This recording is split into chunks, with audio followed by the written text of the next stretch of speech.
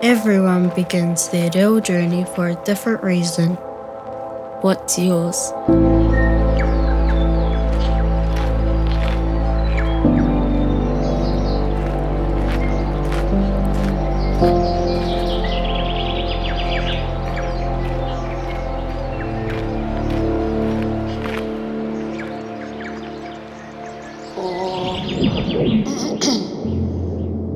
Ko whare pūhunga te maunga, ko pūniu te awa, ko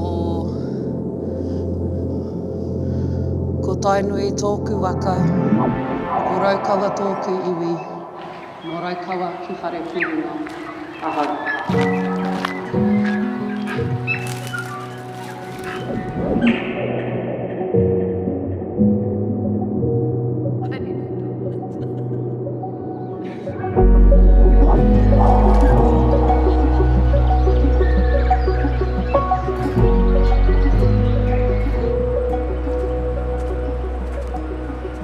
Mama, Darling. I knew you'd catch up. Well, that makes one of us. Te, pai te ki te ia koe I konei. They've come a long way in your journey, eh? Cheers, bro. Well, it's been a beautiful one too. Au, me haere tonu, carry on up top. You go on up, my bro. I'll stay right here with Huia. Ka pai.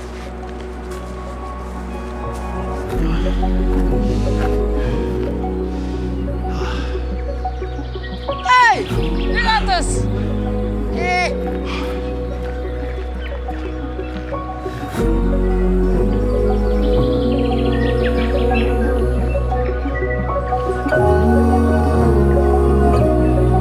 Start your reo journey o te Wānanga o Aotearoa.